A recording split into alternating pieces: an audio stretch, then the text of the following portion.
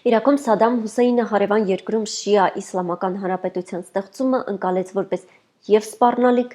և հնարավորություն։ Սադամը անհանգստացած էր արաբական երկրներում իսլամական հեղափոխություններ անելու Խոմեյնիի կոչից և ճնշում գործադրեց Իրաքի շիա մեծամասնության դեմ։ Սադամը 1980 թվականին հեղափոխությունից անմիջապես հետո Իրանի ներխուժումը համարեց լավագույն տարբերակ։ Սադամը հույս ուներ օգտագործել հեղափոխության քաոսը և տիրանալ Շատ ալ-Արաբի արևելյան ափին և նավթ արդյունահանող էթնիկապես արաբական Խուժեստան նահանգին։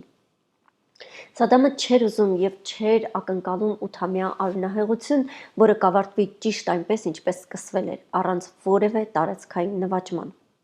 Սադամի և նրա խորհրդականների միջև պատերազմի նախօրեին տեղի ունեցած և այժմ արդեն գաղտնազերծված ձայնագրությունները ցույց են տալիս, որ Սադամը կարծում էր, որ կարող էր բլից հարձակմամբ իրանցիներին ստիպել ընդունել որոշակի իրավական փաստեր։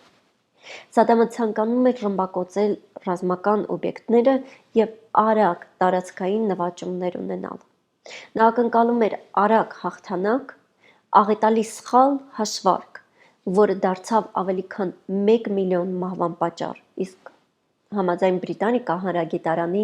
երկկողմանի զոհերի թիվը հնարավոր է, որ հասել էր մինչև 2 միլիոնի։ Ինչ-որ առումով Սադամին նման քայլն օգնեց ամրապնդել հեղափոխությունը։ Այժմ իրանցիներն արտաքին թշնամի ունեին, նրանք պետք է համախմբվեին թշնամու դեմ պայքարելու համար։ Սա խթանեց Իրանի ազգային ինքնությունը։ Մի քանի ամսվա ընթացքում հակահարձակումը հետ մղեց իրաքյան ուժերին սահմանից այն կողմ։ Երկու մայրաքաղաքներն էլ՝ Թեհրանը և Բաղդադը, ենթարկվեցին ռմբակոծության։